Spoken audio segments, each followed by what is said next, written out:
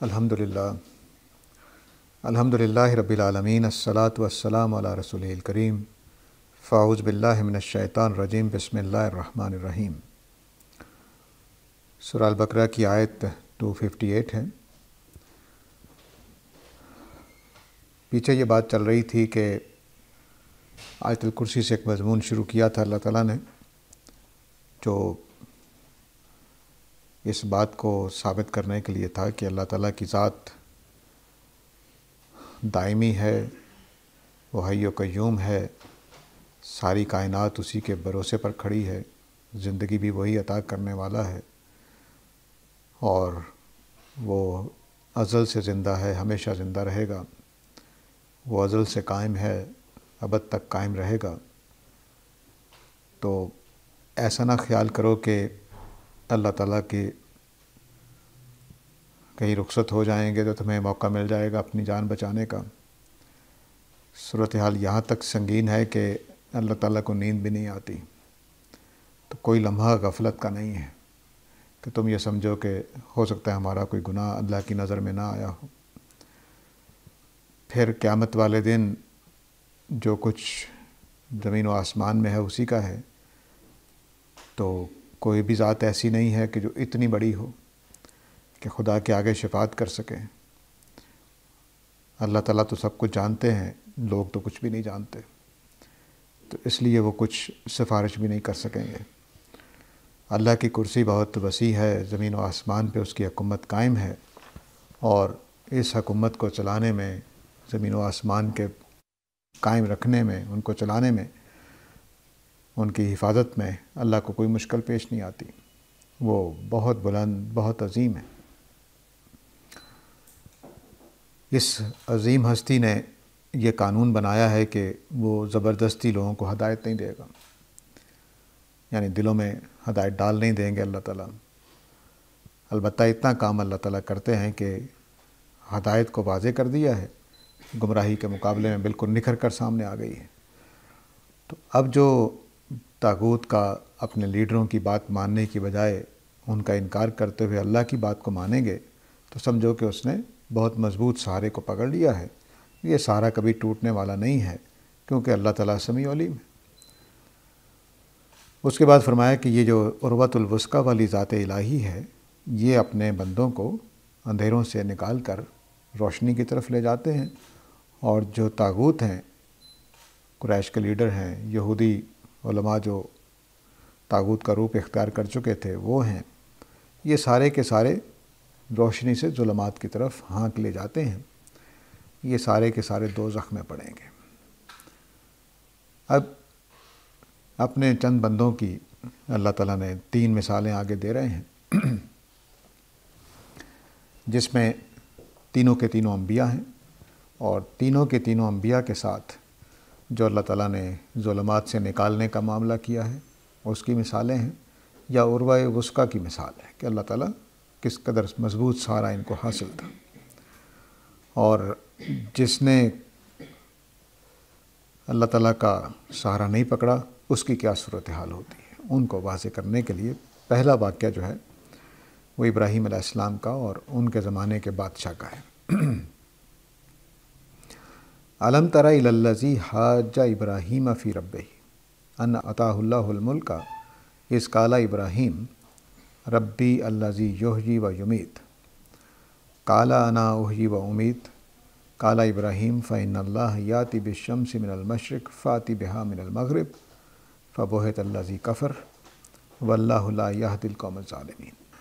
کیا تم نے نہیں دیکھا اس آدمی کی طرف جس نے ابراہیم علیہ السلام سے اس کے رب کے بارے میں بحث کی، صرف اس بنیاد پر کہ اللہ نے اس کو بادشاہت عطا کر رکھی تھی۔ اس بات کا داستان یوں ہے کہ ابراہیم نے کہا کہ میرا رب وہ ہے جو زندگی دیتا ہے اور موت دیتا ہے، تو اس نے آگے سے کہا کہ میں بھی زندگی اور موت دیتا ہوں۔ ابراہیم نے کہا کہ علیہ السلام کہ میرا رب جو ہے وہ سورج کو مشرق سے لاتا ہے تو آپ مغرب سے لے آئیے۔ تو یہ کافر مبہوت ہو کر رہ گیا، اور اللہ تعالیٰ ایسے ظالموں کو ہدایت نہیں دیتے۔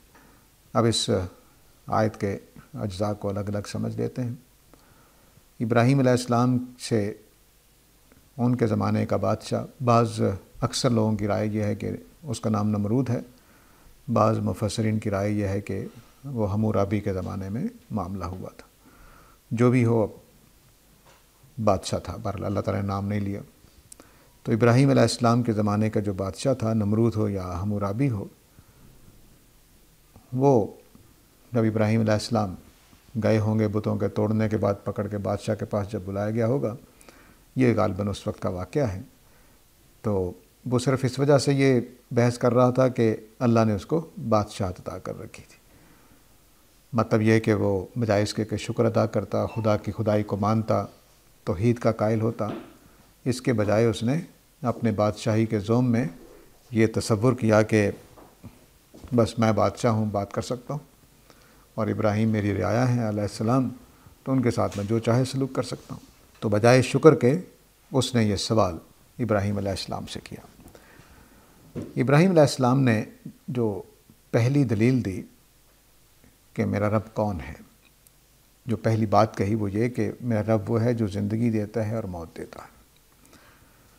آیت الکرسی کے پس منظر میں الحی والقیوم کو سامنے رکھیے اور یہ بات بھی سامنے رکھیے۔ الذی یحیی و یمیت، یہ دراصل میں پہلے بھی سورہ البقرہ کے شروع میں عرض کیا تھا جب وہ آیتیں آئی تھیں کہ اعبدوا ربکم الذی خلقکم والی آیتیں جو ہیں والذین من قبلکم، تو وہاں پر میں نے یہ عرض کیا تھا کہ قرآن مجید یا دین ابراہیمی میں جس خدا کو مانا جاتا ہے وہ حقیقی خدا ہے، یہ نہیں کہ جو ابراہیم نے تخلیق کر لیا تھا یا جو ہندوؤں نے بنا لیا یا حضرت موسیٰ نے خود ایک تصور خدا کا دیا۔ قرآن مجید میں بھی اور ادیان ابراہیم میں بھی اس خدا کو منوایا جاتا ہے یا اس خدا کے ماننے کی بات کی جاتی ہے جو اس دنیا کا حقیقی خدا ہے۔ تو تعارف کیا کرایا تو زمین و آسمان کا بنانے والا ہے، تعارف کیا کرایا جائے گا جس نے یہ سب کچھ بنایا ہے، تعارف کیا کرایا جائے گا جو زندگی اور موت دیتا ہے۔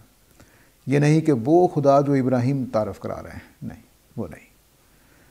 تو نمرود یا حمورابی جو خدا بنے بیٹھے تھے وہ نہیں تھے جو زندگی اور موت دیتے ہیں، وہ خدا نہیں تھے۔ تو یہ حقیقی خدا کا تعارف ہے۔ بعض لوگوں نے سمجھا ہے کہ یہ خدا کے وجود کی دلیل ہے، بلا شبہ اس کی دلیل ہے، لیکن جس سیاق و سباق میں آیا ہے وہ یہ سیاق و سباق نہیں کہ اللہ کو ثابت کیا جا رہا ہے، بلکہ یہ تعارف کرایا جا رہا ہے کہ ابراہیم علیہ السلام کس خدا کو مانتے ہیں، ٹھیک ہے؟ کیونکہ یہاں جو بحث ہو رہی ہے وہ یہ نہیں ہو رہی کہ رب ہے کہ نہیں ہے، بحث ہو رہی ہے ابراہیم کے رب کے بارے میں علیہ السلام۔ تو جملہ یوں ہے کہ کیا تم نے اس شخص کو نہیں دیکھا؟ یہ الم ترا ہم ترجمہ کر دیتے ہیں اسی طرح سے، اور جب ہم نے جو پہلا ترجمہ پڑھا ہوتا ہے نا وہ کافی اثر انداز رہتا ہے۔ تو الم ترا الی الذی حاجہ کا صحیح ترجمہ تمہاری کیا رائے ہے؟ کبھی غور کیا ہے ابراہیم کے اس آدمی کے بارے میں جس نے ابراہیم سے خدا کے بارے میں؟ تو وہ ترجمہ ہم یہی کر جاتے ہیں لفظی اعتبار سے کہ کیا تم نے دیکھا ہے اس کو جس نے ابراہیم سے بحث کی؟ تو ابراہیم علیہ السلام سے بحث کی اس نے ان کے رب کے بارے میں کہ تم کس رب کو مانتے ہو جس کی خاطر تم نے بت توڑ دی ہیں۔ تو ابراہیم علیہ السلام نے تعارف کرایا ہے کہ میرا رب کون ہے، میں کس کو رب مانتا ہوں، وہ جو سب کو زندگی دیتا ہے اور جو سب کو موت دیتا ہے۔ یہ بات یاد رکھیے کہ میں، نمرود، حمورابی، آپ کسی کو قتل کریں تو کیا ہوگا؟ مجرم ہے۔ اللہ تعالیٰ روزانہ موت دے رہے ہیں، مجرم نہیں ہے۔ کیوں؟ کیونکہ وہ خالق و مالک ہے۔ خالق اور مالک ہونے کی وجہ سے ان کو یہ حق حاصل ہے کہ جس کی چاہیں جان قبض کر لیں، جس کی چاہے چھوڑ دیں۔ اور جو دنیا میں موت و حیات کا سلسلہ چل رہا ہے وہ جو چلا رہا ہے اس خدا کی بات ہو رہی ہے۔ تو بادشاہ نمرود قتل کرے گا تو اس کو پتہ ہے کہ میں اگر مظلوم کو قتل کروں گا تو کل میرے اوپر وبال آئے گا۔ اللہ تعالیٰ کے بارے میں ایسا نہیں ہے۔ چنانچہ سورہ الشمس کے آخر پہ ایک آیت ہے لا یخاف عقباہا، اللہ تعالیٰ نے قوم صالح کو بالکل مٹا کے رکھ دیا اور اس کے انجام سے اللہ تعالیٰ ڈرتے نہیں ہیں، صفایا کر دی، کیونکہ خدا خدا ہے، اس کو یہ حق حاصل ہے، چنانچہ اسی حق کی وجہ سے وہ روزانہ زندگیاں بھی دے رہا ہے اور روزانہ زندگیاں چھین بھی رہا۔ تو یہ تعارف تھا ابراہیم علیہ السلام کے خدا کا، کہ یہ وہ خدا، میں اس خدا کو مانتا ہوں جو پوری دنیا میں جس کی حکومت ہے، زندگیاں دے رہا ہے، مار رہا۔ اس نے آگے سے کہا کہ انا احیی و امیت، مطلب کتنے سزائے موت پانے والے ہیں جن کو میں زندگی دے دیتا ہوں، اور کتنے ہیں جن کو میں اپنی مرضی سے مروا دیتا ہوں حالانکہ ان کا کوئی قصور نہیں ہوتا۔ یہ اس نے آگے سے کہہ دیا نمرود نے۔ تو ابراہیم علیہ السلام، اس کی اللہ تعالیٰ نے تعریف بھی کیا ہے کہ ہم نے ابراہیم علیہ السلام کو ایک بڑی صلاحیت دی تھی بحث کرنے کی، اس کا یہاں بھی اظہار ہوتا ہے۔ تو بجائے اس کے کہ ابراہیم علیہ السلام کہتے ہیں کہ میرا یہ مطلب نہیں ہے زندگی اور موت دینے سے جو تم سمجھ لیا ہے، میں تو اس حقیقی زندگی دینے کو اور حقیقی موت دینے کی بات کر رہا ہوں۔ یعنی نمرود کے ہاتھوں سے اس کے اپنے ملک کی رعایا کے سوا سارے لوگ بچے ہوئے تھے، وہ کسی کو موت نہیں دے سکتا، تو بحث کر سکتے تھے کہ ذرا تم کنعان سے باہر یا عراق سے باہر جو لوگ ہیں ان کو ذرا سزا دے کر دیکھو، ان کو موت نافذ کر سکتے ہو۔ تو یہ انہوں نے بحث نہیں کی، انہوں نے ایک اچھے گفتگو کرنے والے کی طرح اگلی دلیل دے دی، اگلا تعارف دے دیا کہ میرا رب وہ ہے جو سورج کو مشرق سے نکالتا ہے تو تم ذرا مغرب سے نکال لاؤ۔ اب ظاہر ہے کہ یہ اس کا جواب دینا ممکن نہیں تھا، تو قرآن کا تبصرہ ہے فبہت الذی کفر، تو وہ کفر کرنے والا مبہوت ہو کر رہ گیا، جواب ہی کوئی نہیں تھا۔ تو اچھے اس میں آپ میرے اور آپ کے لیے دلیل کس طرح سے دی جاتی ہے، گفتگو کس طرح سے کی جاتی ہے، اس کا ایک اچھا نمونہ ہے کہ انہوں نے جو پہلے بات کہی تھی وہ بھی اسی لیول کی تھی۔ اگر کوئی سمجھدار آدمی ہوتا تو آگے سے یہ نہ کہتا کہ میں بھی زندگی دیتا ہوں اور موت دیتا ہوں، جو معنی حضرت ابراہیم علیہ السلام کے جملے کے تھے کہ میں اس خدا کو خدا مانتا ہوں جو زندگی اور موت دیتا ہے، تو نمرود کو آگے سے یہ نہیں کہنا بنتا تھا، لیکن اس نے کہہ دیا ہٹ درمی نے۔ اب ہٹ درمی کا راستہ کیسے روکا جائے، اس کے لیے انہوں نے کہا کہ میرا رب جو ہے وہ مشرق کو سورج سے نکالتا ہے تو تم مغرب سے نکال دو۔ اب وہ نکال تو سکتا نہیں تھا، رب ہونے کا اپنے کا ثبوت دے نہیں سکتا تھا۔ اب یہاں کوئی سوال کر سکتا ہے کہ وہ یہاں بھی کوئی بہانہ بناتا، ٹھیک ہے، کہ میں ہی نکالتا ہوں مشرق سے، تم اپنے رب کو کہو کہ مغرب سے نکالے۔ نہیں، وہ چونکہ خدا بنا بیٹھا تھا تو اب اس کو تبدیل کر کے دکھانا مطلب تھا کہ جو کچھ ہو رہا ہے اس کے خلاف کر کے دکھا دو، جو کچھ ہو رہا ہے اس کے خلاف کر کے دکھا دو تو میں تمہیں خدا مان لوں گا۔ یہ چیلنج کو بنا دیا، تو ایک عملی چیز میں پھنسا دیا، نہ کہ علمی چیز میں۔ خیالی یا عقل کی بات اب نہیں رہ گئی تھی، اب عمل کر کے دکھانا تھا کہ جو کچھ ہو رہا ہے اس کو تبدیل کر دو۔ پھر خدا اگر مشرق سے نکال رہا ہے اور تم بھی خدا ہو اور مشرق سے نکالتے رہتے ہو تو آج مغرب سے نکال کے دکھا دو۔ یہ انہوں نے اس کو بالکل بے بس کر دیا، کارنر کر دیا، چنانچہ وہ مبہوت ہو کر رہ گیا۔ واللہ لا یہدی القوم الظالمین، اس لیے مبہوت ہو کر رہ گیا کہ اللہ تعالیٰ ظالموں کو راہ نہیں دکھاتے۔ یہ جملہ بہت خوبی کے ساتھ دو باتیں کہتا ہے کہ اللہ تعالیٰ کافروں کو مبہوت ہی چھوڑ دیتے ہیں، ان کے پاس جواب نہیں بنتا، ایک مطلب یہ ہے۔ اور دوسرا مطلب یہ ہے کہ وہ مبہوت ہونے کے بعد بھی ہدایت سے محروم رہا، کیونکہ اس کے اندر بات ماننے کا جذبہ نہیں تھا۔ تو ہونا تو یہ چاہیے تھا کہ جب ابراہیم علیہ السلام نے چپ کرا دیا ہے تو اقرار کرتا ہے کہ ٹھیک ہے میں خدا نہیں ہوں اور اللہ ہی کو خدا ماننا چاہیے۔ تو بجائے اس کے کہ وہ کفر ماننے کے بجائے وہ کفر پر قائم رہا، تو اب یہ جملہ دونوں باتیں کہہ رہا ہے، واللہ لا یہدی القوم الظالمین، کہ اللہ تعالیٰ ایسے ظالموں کو راہ یاب نہیں کرتا، ہدایت نہیں دیتا، دونوں طرح کی، نہ جواب بن پاتا ہے نہ ہدایت نصیب ہوتی ہے۔ کیونکہ اس کا صحیح جواب یہی تھا کہ ابراہیم تم نے بالکل صحیح بات کر دی ہے، میں تمہارے خدا پر ایمان لاتا ہوں، صحیح جواب یہی تھا۔ لیکن اس کے بس میں نہیں تھا یہ کہنا، بادشاہ تھا، اور بادشاہوں کو یہ بھی ڈر ہوتا ہے کہ کہیں رعایا ہی نہ بغاوت کر دیں، تو تخت نہ چھین لیا جائے۔ تو یہ ساری رکاوٹیں اس کے سامنے تھیں، اس لیے اس نے ابراہیم کے خدا کو نہیں مانا۔ اب یہاں جس خدا کا تعارف یہاں ہو رہا ہے وہ وہی خدا ہے جس کا سورہ آگے پیچھے آیت الکرسی میں ذکر ہوا ہے، اور جس کو عروۃ الوثقیٰ قرار دیا گیا کہ جس نے اللہ کو مان لیا اس نے مضبوط سہارا پکڑ لیا۔ تو وہ مضبوط سہارا کون ہے؟ جو زندگی اور موت دیتا ہے، جو سورج کو مشرق سے نکال رہا ہے، کل مغرب سے بھی نکالنا چاہے گا تو نکال لے گا۔ یہ جو تعارف ہے، یہ جس موقع محل میں یہ آیتیں آئی ہیں اس میں اس بات کو واضح کرنے کے لیے ہے کہ جنگ ہو یا جہاد ہو یا جو سورہ البقرہ کے زمانہ نزول میں حالات تھے، اس میں تم لوگوں کو کیا رویہ اختیار کرنا چاہیے؟ کیا نمرود والا کہ مبہوت ہونے کے باوجود، لاجواب ہونے کے باوجود کفر پر قائم رہنا اور مبہوت ہو کے رہ جانا ہے، یا ابراہیم علیہ السلام کی طرح سچائی کو مان لینا ہے؟ اور اس میں دل نوازی کی بات یہ تھی کہ یہ ان کے ابوجد یہود ہوں یا قریش ہوں، دونوں کے لیے ابراہیم علیہ السلام ایک مرکز و محور ہے۔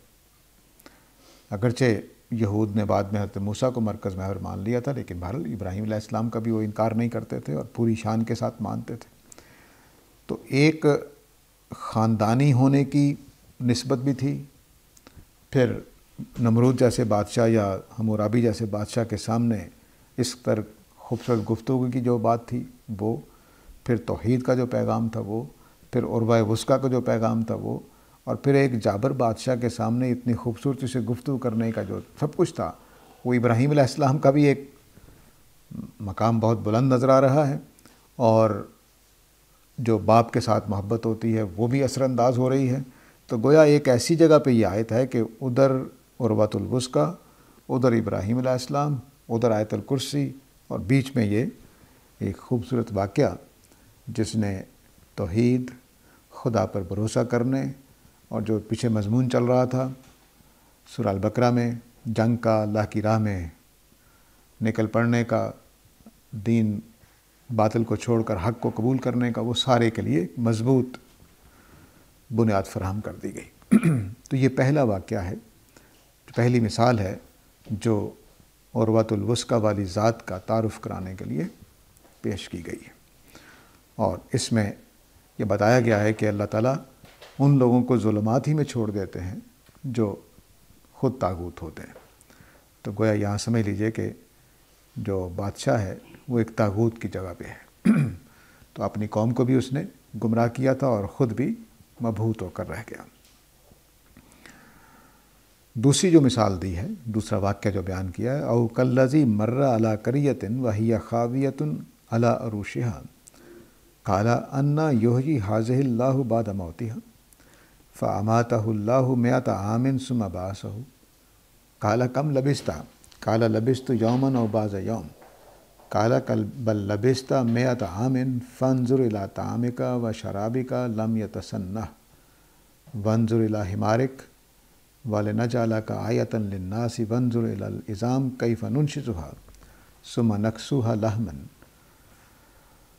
تو یہاں اب فرمایا کہ دوسری مثال اس آدمی کی ہے جو ایک بستی پر سے گزرا، تو وہ بستی اپنے چھتوں کے اوپر اوندھی پڑی ہوئی تھی۔ عروش کا لفظ جو ہے یہ دونوں معنی دیتا ہے۔ عروش بنیاد کو بھی کہتے ہیں، بنیاد سے زیادہ تعمیر کو کہتے ہیں، اور چھت کو بھی کہتے ہیں۔ تو اگر خاویۃ علی عروشہا کو چھت کے معنی میں لیں عروش کو، تو پھر اس کا مطلب ہے کہ دیواریں کھڑی رہ گئی ہیں اور چھت زمین پہ پڑی ہوئی ہیں۔ یہ کئی گھروں میں آپ نے دیکھا ہوگا کہ دیواریں کھڑی رہ جاتی ہیں، چھتیں غائب ہو جاتی ہیں، یہ زمین پر پڑی ہوتی ہیں۔ تو ایسا لگتا ہے کہ چھتیں نیچے آ گئی ہیں اور دیواریں اوپر چلی گئی ہیں۔ جیسے گلاس کو الٹا کر دیں تو چھت اوپر ہے، گلاس کو سیدھا کر دیں تو چھت نیچے چلی گئی، ٹھیک ہے۔ تو یہ علی عروشہا کا مطلب ہے کہ چھتیں جو اوپر ہوتی ہیں وہ نیچے آ گئی ہوئی ہیں اور دیواریں چھتوں کے اوپر کھڑی ہیں۔ تو ایک تصویر یہ ہے، تو عرب اس کو خاویۃ علی عروشہا سے بیان کریں گے۔ دوسرا یہ ہے کہ بنیادوں پر گر گئی ہوئی تھی، یعنی بالکل ہی ختم ہو گئی، دیواریں بھی قائم نہیں رہی تھیں۔ تو دونوں مطلب ہو سکتے ہیں، مطلب صرف اتنا ہے کہ بستی برباد ہو چکی تھی۔ تب وہاں پہ اس بستی کے بارے میں مختلف آراء ہیں، اس پیغمبر کے بارے میں بھی کہ یہ کن کی بات ہے۔ کچھ لوگوں نے حزقیل مراد لیے ہیں اور کچھ لوگوں نے نہمیہ نبی جو ہیں ان کو مراد لیا ہے، لیکن بہرحال نہمیہ نبی کا تو کوئی اس طرح کا واقعہ تورات میں نقل نہیں ہوا، لیکن حزقیل کا واقعہ ایک ہے جو اس سے مختلف ہے علیہ السلام۔ انبیاء میں سے ہیں حزقیل۔ جو تورات میں واقعہ نقل ہوا ہے وہ تھوڑا ڈیفرنٹ ہے، پہلے اس کو سمجھ لیتے ہیں، پھر میں وہ بھی عرض کر دیتا ہوں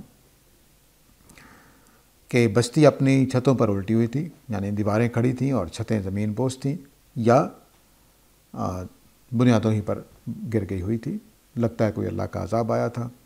اس وادی کون سی ہے، اس میں بہت سارے لوگوں نے سمجھائے کہ بخت نصر کے بعد جو یروشلم میں تباہی ہوئی تھی اس کی طرف اشارہ ہے۔ تو انہوں نے دیکھنے کے بعد کہا کہ یہ انا یحیی ھذہ اللہ بعد موتہا، اس بستی والوں کو اللہ تعالیٰ کہاں سے زندہ کر لیں گے جبکہ یہ مر چکے ہیں۔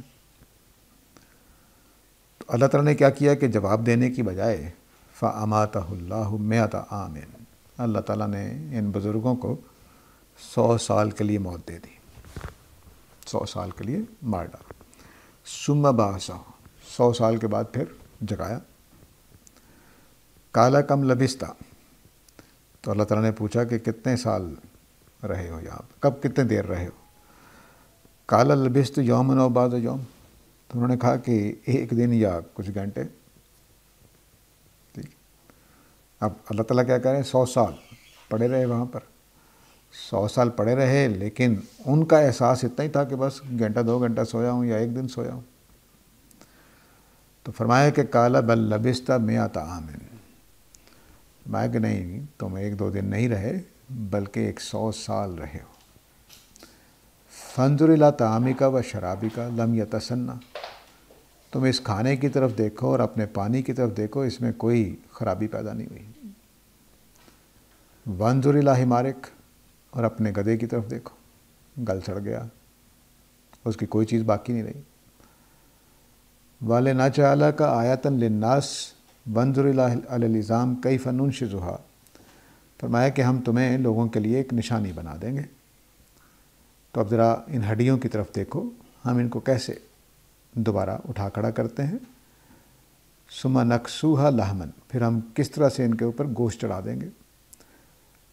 فَلَمَّا تَبَيَّنَ لَهُ قَالَ أَعْلَمُ أَنَّ اللَّهَ عَلَىٰ كُلِّ شَيْءٍ قَدِيرٌ، تو جب یہ منظر ان کے سامنے واضح ہوا تو انہوں نے کہا کہ میں یہ جانتا ہوں کہ اللہ تعالیٰ ہر چیز پر قدرت رکھتے ہیں۔ اب یہ ایک معجزہ ہے، اور معجزے کے بارے میں دور جدید میں یہ مطالبہ کیا جاتا ہے کہ کوئی سائنسی ایکسپلینیشن ہو، کوئی سائنسی توجیہ ہو۔ تو جس چیز کی سائنسی ایکسپلینیشن ہو جائے گی وہ معجزہ کیسے رہے گا؟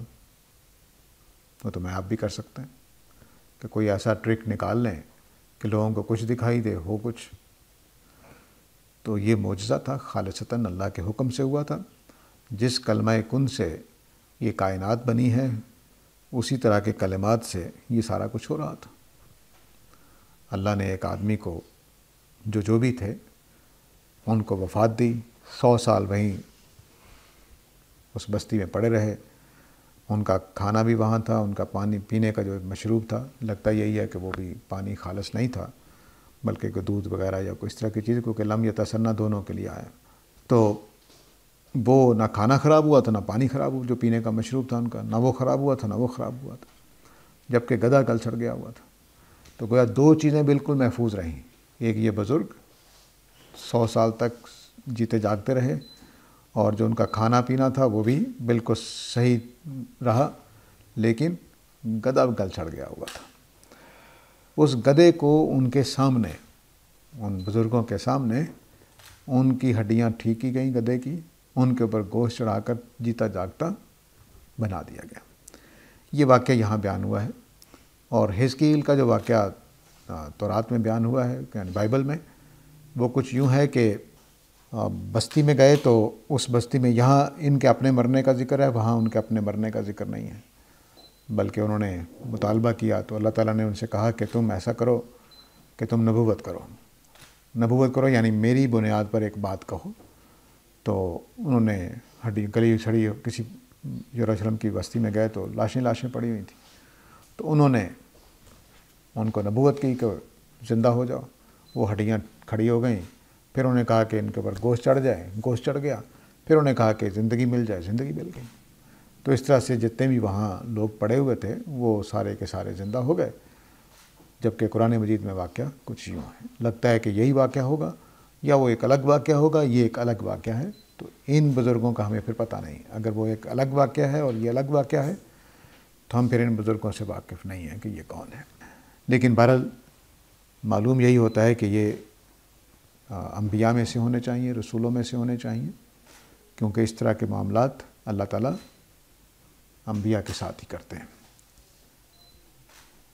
اگر کسی کو اس میں دلیل پوچھنی ہو تو وہ حضرت عیسیٰ کے ساتھیوں کا مائدہ کا مطالبہ ہے کہ حضرت عیسیٰ کے ساتھیوں نے کہا کہ اے عیسیٰ، کیا آپ اپنے رب سے کہہ سکتے ہیں کہ آسمان سے پکا پکایا کھانا ہمارے لیے بھی ویسے ہی آ جائے جیسے یہود کے لیے من و سلوہ آیا تھا؟ تو انہوں نے پوچھا کہ تم کیوں مانگنا چاہتے ہو؟ وہی جواب دیا جو آگے ابراہیم علیہ السلام کا جواب آ رہا ہے کہ اطمینان کے لیے۔ لیکن حضرت عیسیٰ نے جب بات کی اللہ تعالیٰ سے تو اللہ تعالیٰ نے کہا میں نازل تو کر دوں گا، کیونکہ نبی مطالبہ کر رہے ہیں، لیکن مانگنے والے نبی نہیں ہیں بلکہ امتی ہیں۔ تو اللہ تعالیٰ نے کہا کہ ہاں میں کھانا تو اتار دوں گا، لیکن اس کے بعد پھر جو پھرے گا اس کو سزا سخت ملے گی۔ تو حضرت عیسیٰ کے صحابہ جو ہیں وہ ڈر گئے، انہوں نے پھر مطالبہ نہیں کیا۔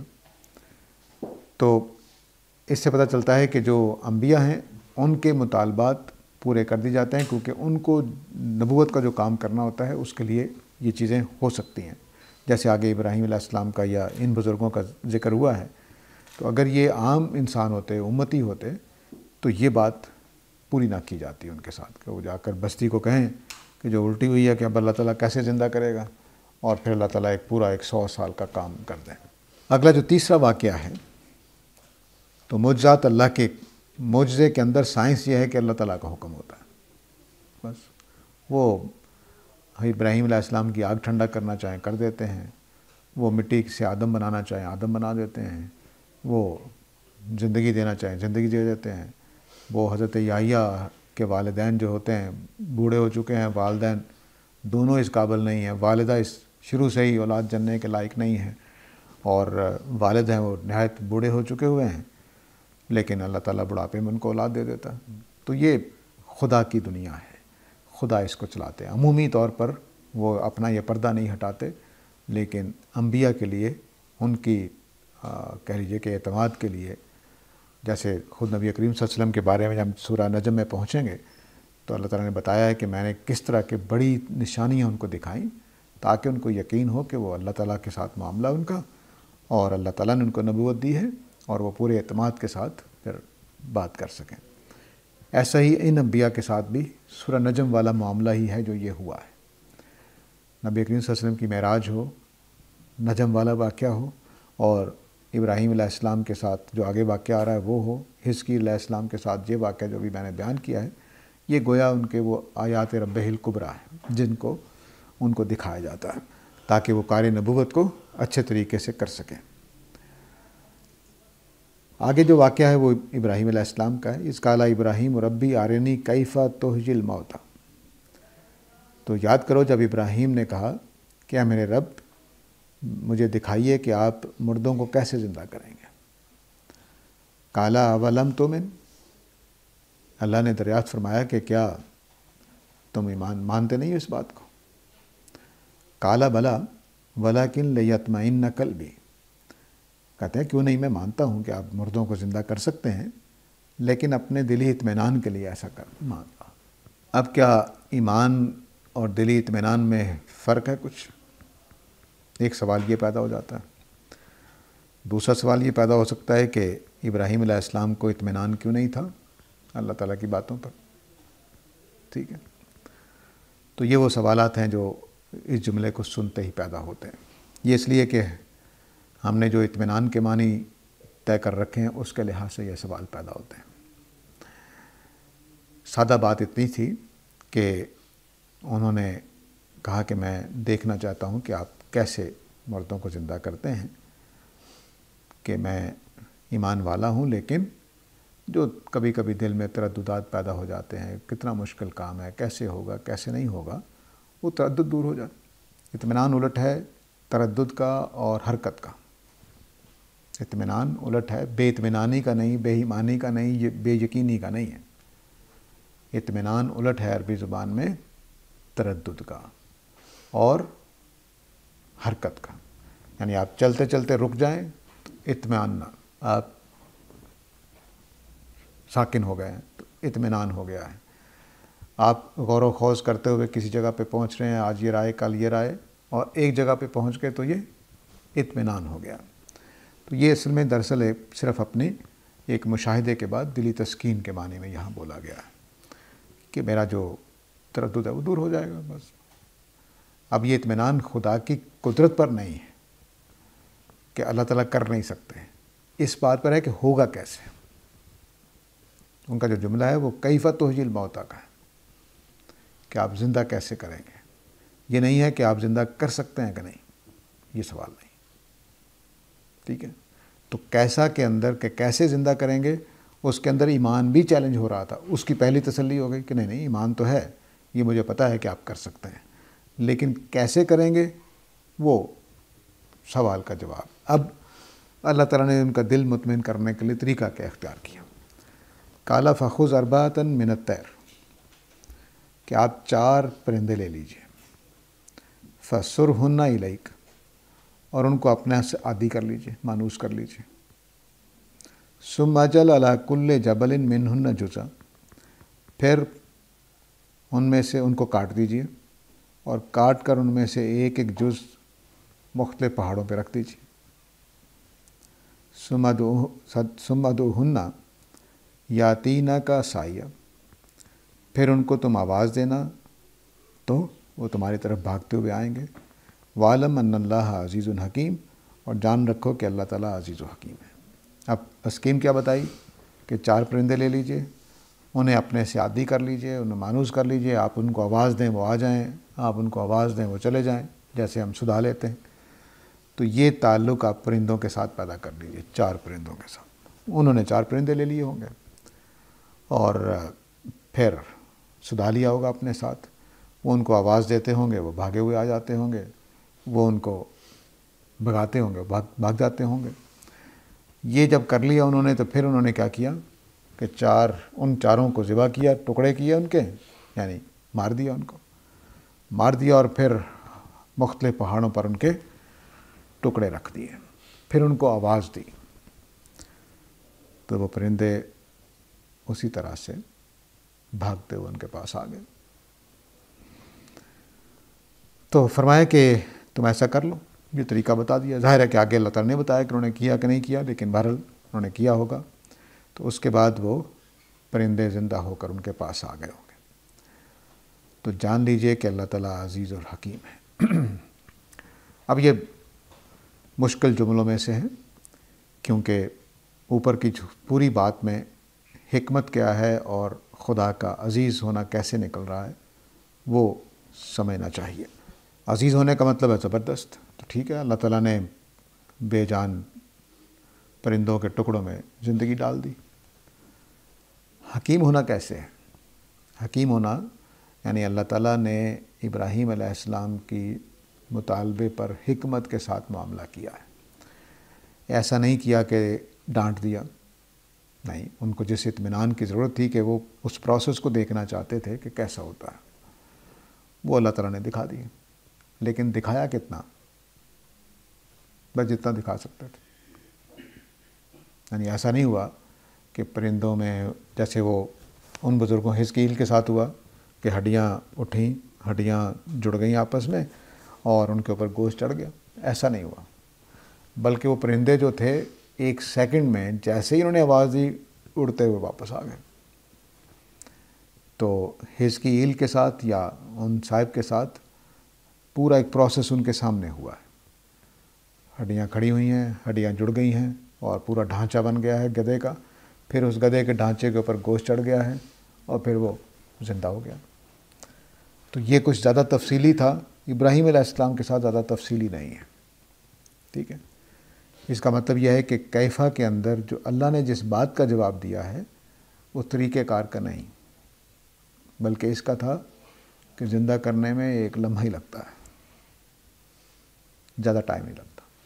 تو قیامت والے دن بھی اللہ تعالیٰ کے لیے یہ مشکل نہیں ہوگا کہ ادھر سور پھونکا جائے گا، ادھر سارے زندہ ہو جائیں گے، 1 سیکنڈ لگے گا، کوئی مشکل کام نہیں ہے۔ تو یہ مشکل کا جواب تھا۔ پہلا جواب جو تھا وہ انا، کہاں سے زندہ کرے گا، وہ اس کا جواب تھا۔ تو دونوں سوال ڈیفرنٹ تھے، اس لیے دونوں کا جواب بھی ڈیفرنٹ آیا۔ حزقیل یا جن بزرگوں کو ہم ابھی پہچان نہیں پا رہے، ان کا سوال تھا کہ کہاں سے زندہ کر لیں گے اللہ تعالیٰ۔ اس کا جواب وہ دیا گیا کہ دیکھو ہڈیاں کھڑی ہو جائیں گی، ان کے اوپر گوشت چڑھ جائے گا، زندگی پیدا ہو جائے گی۔ حضرت ابراہیم نے جب سوال کیا کہ کیفا، کیسے ہوگا، 1 لمحے میں ہوگا۔ یہ دونوں بزرگوں کا سوال ڈیفرنٹ تھا، اس لیے دونوں کو جواب بھی مختلف دیا گیا۔ اب جو پہلا واقعہ بیان ہوا تھا اس میں ابراہیم علیہ السلام نے آغاز کہاں سے کیا تھا؟ ربی الذی یحیی و یمیت، ٹھیک ہے، میرا رب وہ ہے جو زندگی دیتا ہے اور موت دیتا ہے۔ یہ دونوں واقعات موت دینے اور زندگی دینے کے ہیں۔ اب اہمیت اس بات کی ہے کہ یہ کیا چکر ہے، اللہ تعالیٰ یہاں پر زندگی دینے اور موت دینے کو اتنا نمایاں کیوں کرنا چاہتے ہیں؟ تو میں نے شروع میں ایک جملہ بولا تھا جب یہ بات شروع کی تھی کہ الہ کا حق ہے، اور اللہ تعالیٰ کو الہ ہونا اسی لیے ہے کہ زندگی اور موت ان کے کنٹرول میں ہے۔ وہ زندگی دے سکتے ہیں، میں آپ زندگی نہیں دے سکتے۔ ہم قتل تو کر سکتے ہیں لیکن کسی مرتے ہوئے بیمار کو زندگی نہیں دے سکتے، ناممکن ہے۔ قتل بھی اس لیے کر سکتے ہیں کہ اللہ نے امکان رکھا ہے قتل کرنے کا، اگر اللہ تعالیٰ امکان نہ رکھتے تو یہ کام نہیں ہو سکتا تھا، قتل بھی نہیں ہو سکتا۔ لیکن کتنے ہی قتل ہیں جو کیے گئے لیکن ان کو زندگی باقی رہی، کتنے ہی قتل ہر روز ہوتے ہیں لیکن لوگ بچ جاتے ہیں۔ ہمارے اپنے دوست منظور الحسن صاحب کے منہ میں رکھ کے گولی ماری دشمنوں نے، وہ ابھی تک الحمدللہ زندہ، یعنی منہ میں گولی رکھ کے ماری اور گردن میں جا کے رک گئی، وہ دانت توڑتی ہوئی سارے، اس کی رفتار سلو ہو گئی، وہ پیچھے سے نکلی نہیں ہے، آج بھی ان کی گردن میں ہے، ٹھیک ٹھاک ہے، زندہ ہے۔ تو موت اور زندگی کس کے ہاتھ میں ہے؟ اللہ کے ہاتھ میں ہے۔ یہ موت اور زندگی کا معاملہ خدا کے کنٹرول میں ہے۔ یہ خدا کی خدائی کی ایک بڑی صفت ہے، ایک بڑی علامت ہے کہ اللہ تعالیٰ کے خدا ہونے کا معاملہ زندگی اور موت سے جڑا ہوا ہے۔ تو خدا کے خدا ہونے میں پہلی چیز خلق ہے کہ اللہ تعالیٰ نے یہ پوری کائنات تخلیق کی ہے۔ خالق ہونے کے اعتبار سے وہ ہمارے رب ہیں، ہمارے مالک ہیں، ہمارے خدا ہیں۔ اور دوسری بڑی چیز یہ ہے کہ زندگی انہوں نے دی ہے، موت ان کے ہاتھ میں ہے، اور جس کو چاہتے ہیں زندگی دے دیتے ہیں، جس کو چاہتے ہیں مار ڈالتے ہیں۔ یہ پورا کا پورا اختیار صرف الہ واحد کے پاس، کسی اور کے پاس نہیں ہے۔ اب زندگی اور موت اور جہاد، ان دونوں کا آپس میں بہت باہمی تعلق ہے۔ تو جو جہاد کا مضمون پیچھے چل رہا تھا آیت الکرسی سے پہلے، اس کے ساتھ اس کا زندگی اور موت کا جو حوالہ ہے وہ اس کے ساتھ بھی جڑتا ہے۔ تو یہاں اس مضمون کی 2 پہلوؤں سے اہمیت تھی۔ عروۃ الوثقیٰ، زندگی اور موت کس کے ہاتھ میں ہے؟ وہ عروۃ الوثقیٰ ہے، مضبوط ترین سہارا ہے۔